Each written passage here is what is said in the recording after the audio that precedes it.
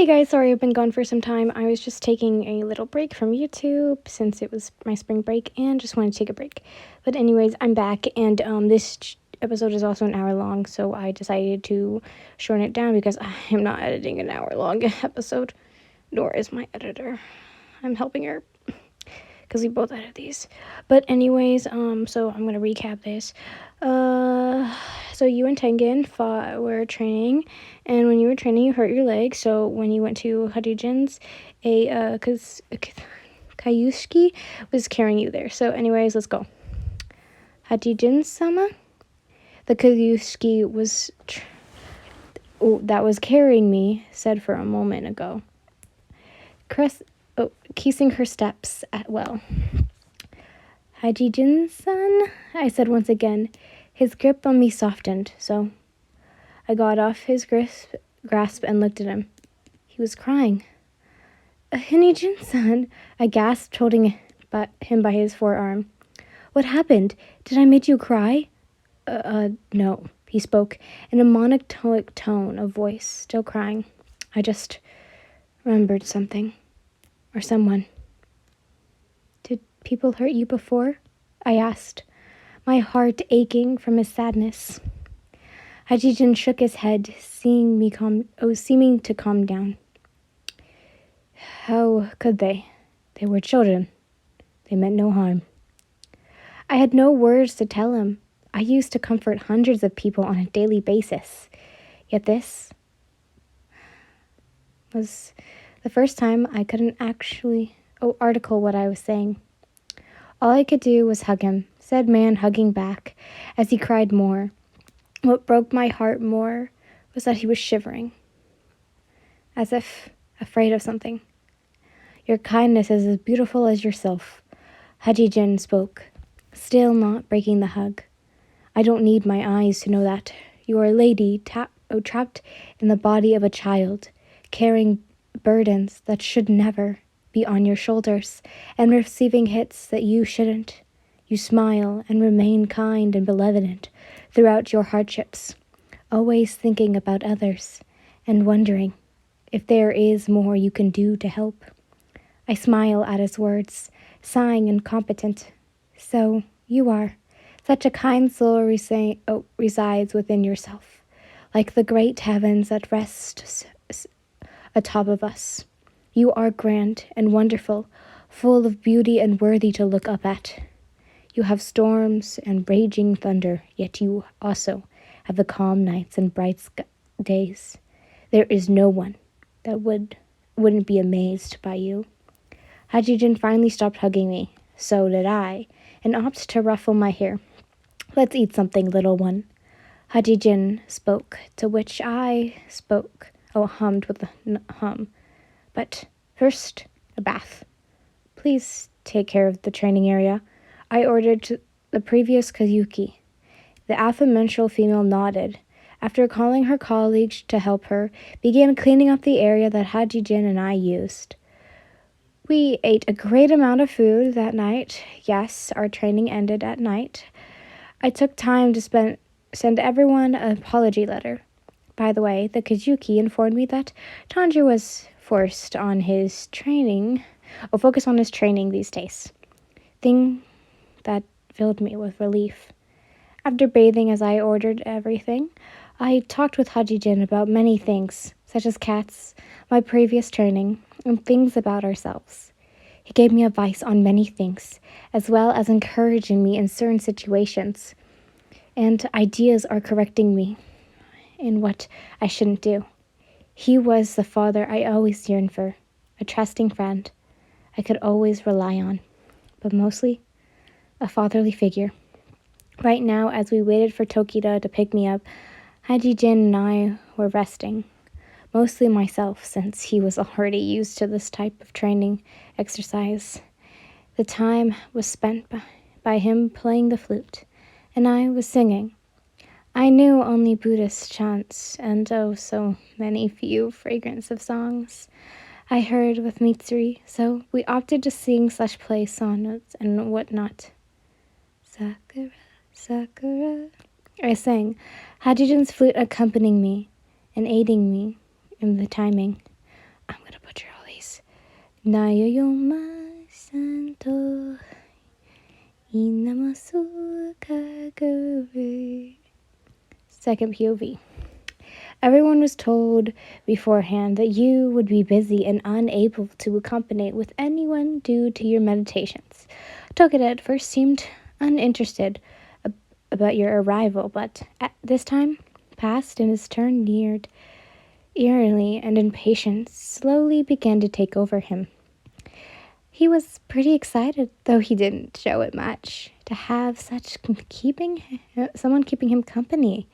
Even more, it was a beautiful lady such as yourself.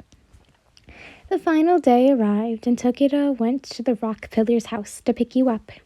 He woke up lazily, not ready to feeling like doing anything, yet his Kazushiki ordered him to go. Maybe because they were also excited to see you in person? Tokita, before he could even enter the house, heard a melodic tone, yet high-pitched sound. A satori. What kind of training were they doing? Tokita said to himself, walking towards Hajijin's house and taking off his shoes at the entrance. As soon as he did, a sweet, enchanting voice was present. Hanasukuri sakura, sakura. The voice sang, to which Tokita followed without a second thought. The closer he got, the singing, the greater his heart clenched with great emotion and peace. Yayonomi sora yunarasu kaguragi. Tokita reached the voice. It was behind a sliding door, which he slowly opened with shaking hands. Beside Hajijin, you neatly sat, your eyes closed with a gentle smile decorating your lips. You seemed to small next to the blank-eyed pillar, adding more beauty to your features. Kanasuki yatomo nizori izori izayari izayari minoyokayo. You sang, holding the last note a bit. Once Hajijin stopped playing the flute, it was your cue to end the song. Good day, Tokita-san, Hajijin said, smiling. You opened your eyes, nodding your head with a greeting. Good day, Tokita-san. Tokita simply stared at both of you, silent and emotionless. Yes, she's ready to leave, Hajijin said. You understand him? You asked with a surprise. Of course, little one, Hajijin replied, standing up and ruffling her hair carefully. Don't over-resent yourself and eat plenty of food. I will, don't worry, he replied, standing up as well and hugging, of course. Hajijin gladly hugged you back. Can we maybe meditate together someday? I would gladly like to, Hajijin said, breaking the hug. It feels pretty peaceful when meditating with you, little one. I'm definitely looking forward to it, you giggled happily, skipping out of the room. Goodbye, Hajijin-san. Thank you for everything. Hajijin heard the door close, meaning that your Kazushiki, Tokita, and you were already gone. He smiled at the door, tears streaming from his hazy white eyes. I should be the one to thank you for everything, little one. Thank you for having me here, you said at Tokita-san, who was sitting a few feet apart from you. He was sitting... Oh, yeah, no problem, the alpha-emotional male muttered, barely audible. He wasn't even making eye contact with you, but simply looking at the tiny floor beneath you. This place is lovely, you spoke out once again, your smile never leaving your face. Thanks, Tokita-san muttered. This is rather uncomfortable, you thought, yet you decided to keep being polite. What will you teach me today? Tokita didn't answer anything this time. He just kept looking at the floor. It's been at least 2 hours or so since you arrived at Tokita-san's estate, and all you've done until now is, well, nothing. After arriving and settling in a room, you went looking for Tokita-san. He was sitting quietly in his dojo, and you decided to accompany him. Now it's been almost, an hour since you joined Tokita. Silence. Tokita-san? You asked, scooting close to the blanket. Is everything all right? Why are you? he asked, yet he stopped from speaking any further. Once he realized you weren't going to interrupt him, he continued. Why are you here, even after you train with the strongest pillar? There's always something new I can learn, something that other pillars may be lacking. You reassured, tilting your head to the other side to try and see Tokita-san's face. He still ignored you. Believe it or not, even Hajijin lacks something that you have. That made the male fit his gaze. Oh. He was rather handsome, those sharp eyes and stoic face. It lightly reminded you of your brother. Truth be told, yes, Tsuruga never had such sad, calm, and mysterious face, or at least you don't remember anymore. The black-eyed boy's voice got you out of your daze. Really? Of course, you encouraged, smiling brightly as you held his hands. He seemed taken aback, with a little uncomfortable, yet he didn't want against it. Like what? Tokita asked. You said, what do I have that Hajijin doesn't? Tokita asked again. Tricky question. What to say? Tokita's eyes, though they were as simple as always, had a small glint of wonder and childish curiosity hidden. You had to come up with a quick answer, or else Tokita-san would lose his trust with you and close his feelings and self back away. Why don't we have a sparring match and find out? You offered, to which Tokita-san nodded, half amused. All right, I might be slow because of the training I did back with Hajijin, but I'll do my best. I'm so tired. You whined, faking tiredness while stretching, but soon winced with pain. You gave me a great battle, Tokita-san. The aforementioned male didn't reply. He didn't, which worried you. With great efforts, you went to aid Tokita-san. Are you all right? You asked worriedly. He simply looked at you. He really seemed helpless. With a pained expression and sad sigh, you looked away. I'm sorry. He still didn't speak. I guess it was a mistake to come bother you, you said, standing up with the help of one of the Kazuki. Nomu-san, can you grab my luggage? Tokita watched you leave. He didn't get up or escort you outside. He just watched. Good, he thought. I won't bother anyone else. Suddenly, a thud was present. Yin-sama? A male expressed with panic, alerting not only any nearby Kazuki, but also Tokita. Yin-sama, please, wake up!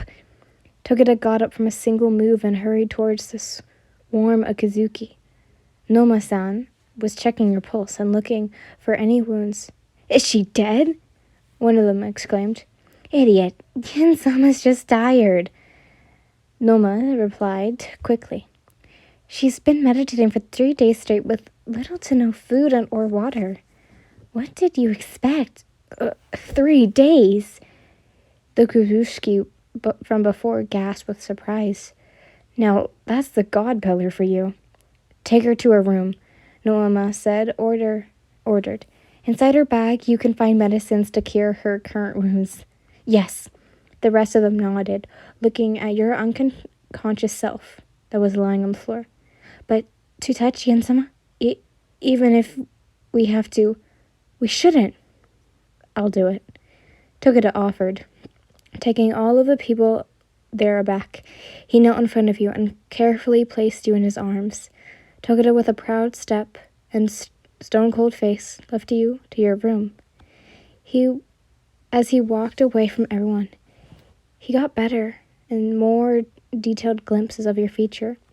You were such a wonderful ray of sunlight, attracting as many as your beauty, kindness, and approaching nature.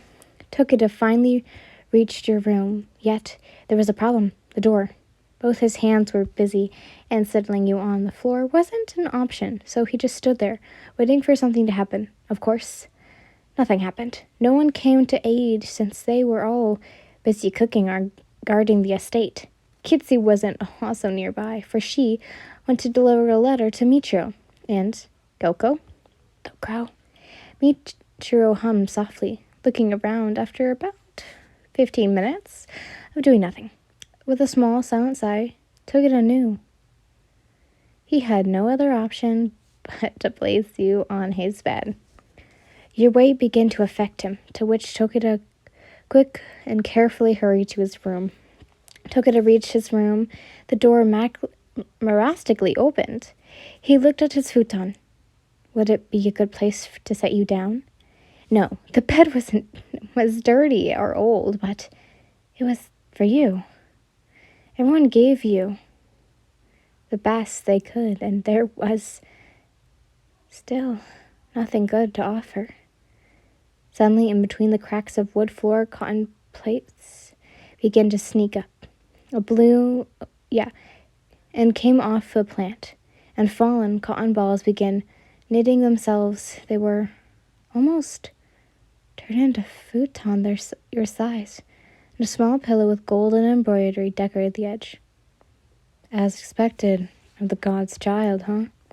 Togeda thought out loud, setting you on the freshly made futon and placing the comfy pillow under your head.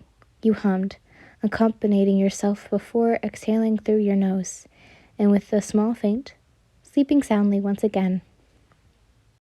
Morning arrived, and you woke up without a care at all. Well, almost no care at all. The fact that you couldn't get along with Togeda despite trying to, it hurt. May it be that the fact that you were used to everyone loving you and seeing someone care not about the first time definitely made you upset. Whether it might be you wanted to be on good terms with the Blackette, but after dinner, Togeda and you were back to where you were yesterday, but literally and in social terms. I apologize for how rudely I acted yesterday. I said with a sigh. I may use my tired state as an excuse, but I didn't want to try and leave your estate so hesitantly. No, it was my fault, Togeda said. His voice was really charming, so mysterious and stoic. Just wait, what was I thinking? You scolded yourself mentally. Minsuri, this is all your fault. Togeda's voice got you out of your thoughts. I was acting too immature and forgot to tend to you properly. I got into myself. Don't worry, you reassured, smiling at the mail. Togeda looked at your smile. No, he admired. He was speechless because of every small detail that encased and successfully brought out your beauty. All right, Togeda said, smiling back softly. Though it was a small smile, it was so warm and enduring. Precious. You couldn't help but feel happy. So, since Hajiji-san already gave me training equivalent to 2 pillars, how about we get to know each other? You offered, clasping your hands together. To spend our time with something fun? Togeda shrugged. Sure. Well, tell me about yourself, you said, leaning towards Togeda, who jolted in surprise and backed away lightly. What would you like to know? Whatever you want to tell me, you replied. Togeda seemed a tad a bit unsure, to which you responded. How about this? You ask me something and I ask you back. We take turns to ask each other things. Sounds good? Well, that socializing really left Togeda worn out and mentally overwhelmed, though he really enjoyed watching your amused expression every time he said something interesting, and the way you laughed. Actually, he enjoyed it all. Spending time with you, chatting with you. Yes, of course. He was a shy boy, but he still spoke a good amount. He felt happy and so safe around you, like a child with his mother, yet you were also like a little sister somehow. It was confusing. How long have you been with Tanjiro? Togeda asked, playing koi with you. He grabbed a card from the center and matched it with one of the cards in his deck. Basically, koi is like oat maid. The pair at on the table. As he watched for your turn, he observed you, hiding his lower face between the cards that he held in his hands, as if they formed an orgy. I think shield, if I'm correct. Maybe 2 years and 4 months? I can't remember well, you replied, selecting a card from the deck next to the display cards. Your face lit up with joy as you excitedly placed the card next to the pair it already had. 3 blue scrolls. I win. Trying to win against a child of the gods. What am I thinking? Togeda replied, placing his card on the floor with defeat. How about we go walk around somewhere? Want to eat something outside? You said, neatly gathering the Hanafu cards and setting them back in the box. Would you like to eat salmon? I love salmon. I like salmon with Daki-kon, Togeda said shyly. You held his hands, smiled brightly. Salmon and winter radish? I like it too. Actually, it's been a good while since I've ate something like that. Then let's eat some. I know a place nearby, Togeda said between mumbles. If you'd like to, of course. His bashful attitude made you giggle, letting go of his hands and standing up. Of course I would. Let me go get my hori. Sure. Togeda said, You weren't in the dojo anymore. What was wrong with you? You were so clingy and touchy. Also very talkative and expressive. Hell, you even called him Togeda-san. You acted almost as if you were Shinobu yet. How were you so lovable? How couldn't Kiyu even sense to care whether you touched his hands or not? Or invade his personal space? Even when you called him Togeda-san, he wasn't bothered at all. Maybe because she acts like my little sister? He thought out loud. A faint blush tilted his cheeks and a dim smile was present. Yeah, a very cute little sister. And Togeda, I'm ready to leave, you said, entering the dojo. You stopped walking when you saw the Blockhead's faint, loving smile, though he was staring at the wooden box where the koi-koi cards were placed. His eyes seemed to glimmer and look more alive. Oh, so you can smile? You thought I could never smile? Togeda asked, looking at you as he tilted his head with sadness. Sorry, I didn't mean to say it like that. You quickly apologized, flinging your hands around. You're always so serious looking, so I was really surprised when I saw you smiling. Not a bad type of surprise, of course. Togeda watched you ramble and stutter between words, his small smile returning. It's fun to tease her, he thought. Gods, please come take me away from this embarrassing situation, you whispered, looking at the dojo's roof in shame. Togeda quickly placed a hand over your mouth, which made you blush. Idiot, what if they truly come down? Togeda scolded, locking his serious eyes with your grand, gleaming ones. Don't ever say that. You nodded, which Togeda moved his hand off your mouth. You scolded him, crossing your arms. Now I don't feel so guilty about your misunderstanding. So you're saying you don't care about my feelings? Togeda said, fake sulking as he walked out of the dojo. Hey, now that's messing with my emotions, you protested, following after him. I miss this so much, you groaned, happily eating your 22nd portion of salmon. The radish simply spicy flavor goes so well with the salmon. Sir, can I have one more plate? Togeda was simply eating in the seat next to yours, often eyeing you and analyzing your behavior. This was definitely something that meets latched over you. This is now my second favorite restaurant, you hummed, placing your empty plate away and eating the next one. How often do you visit? Every day? Oh, shit, wrong person, Togeda replied, done with a single plate of food he was eating. Mind if I tag along with you for a while I'm here? You asked, neatly cleaning your mouth and setting your chopsticks aside. Sure, I don't mind, the black cat replied, looking away. Yay! You beamed, clasping your hands together.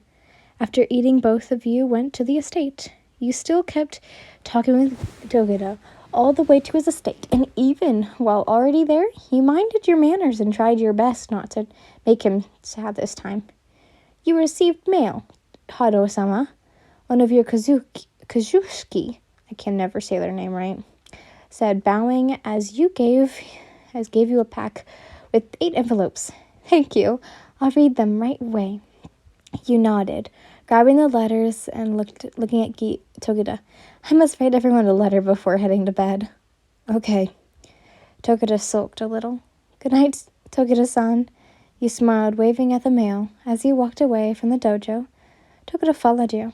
This made you turn around and look at the black-haired, who stopped walking as soon as you turned around. Sleep well. Yeah. Togeda nodded. Once again, you walked away, and once again, Togeda followed you. Well, this is unnerving, you thought. For the third time, you turned around, meeting with Togeda's sad and empty eyes. From what you knew from him, he was a very lonely person.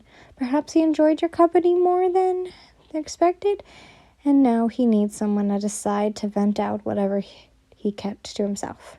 The fact that he chose you to open up made your heart churn with happiness and joy. Do you want to accompany me? You asked, smiling tenderly out of the blackette. His eyes lit up, and soon did his face. He nodded erratically. You chuckled softly at this behavior. All right, then. Him? Kitsu frowned, blocking the door.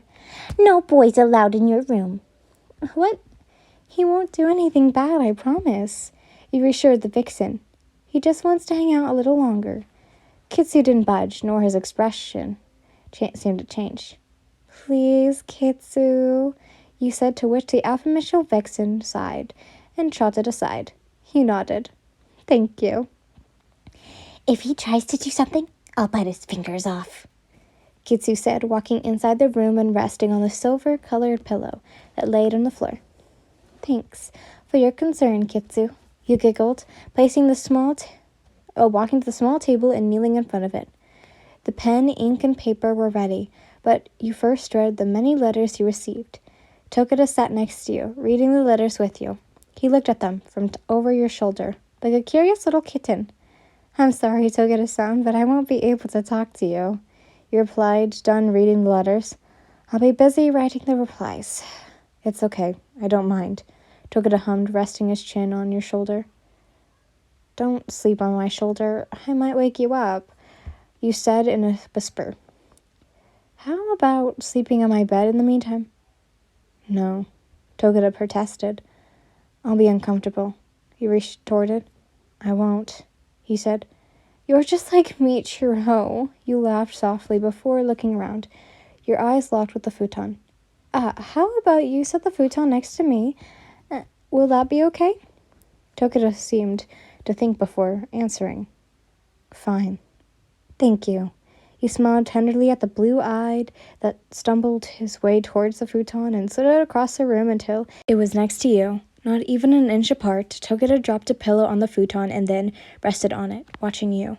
He stared at your concentrated face and the way you nearly grabbed the ink with the pen to write on the paper, as if guiding a river where to cross.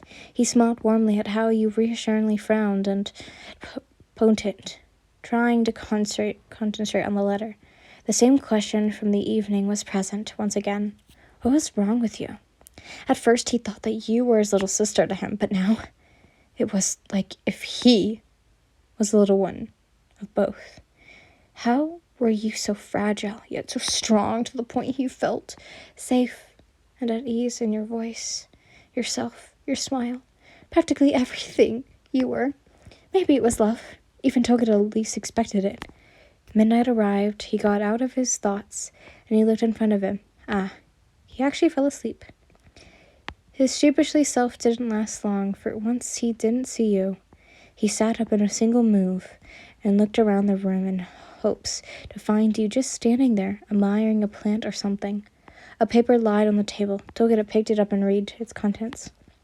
Went to meditate at the woods nearby. I will be back shortly, so don't worry. I didn't took you with me because you looked so tranquil and happy while sleeping.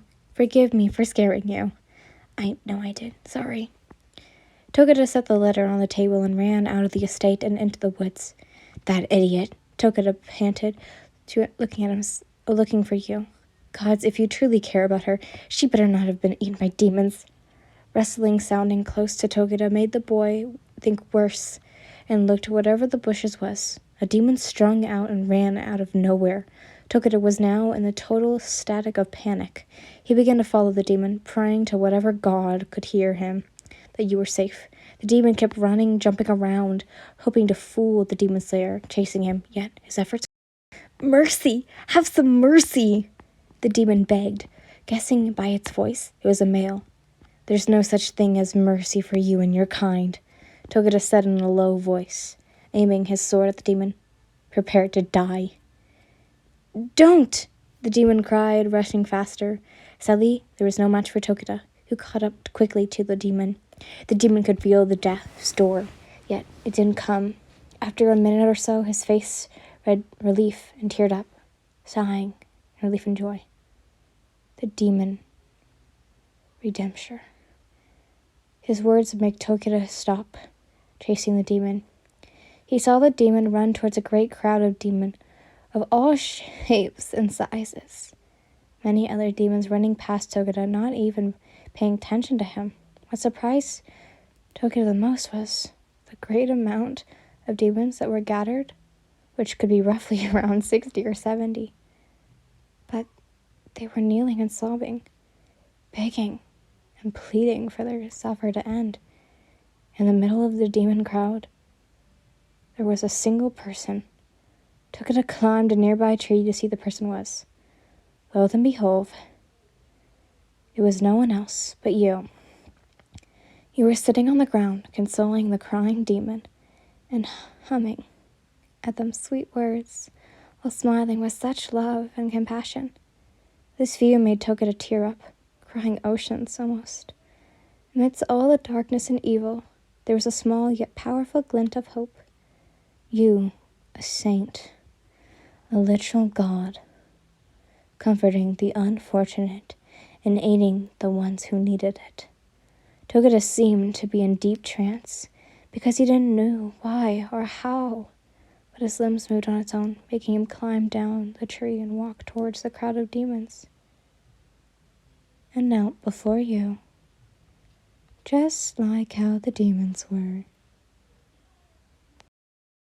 Holy moly! What was that? Wonder what? But anyways, I hope you guys enjoyed. Sorry for my long arrival back. But I will be back every day. And tomorrow, you'll be going to Rengoku's. Ta-ta!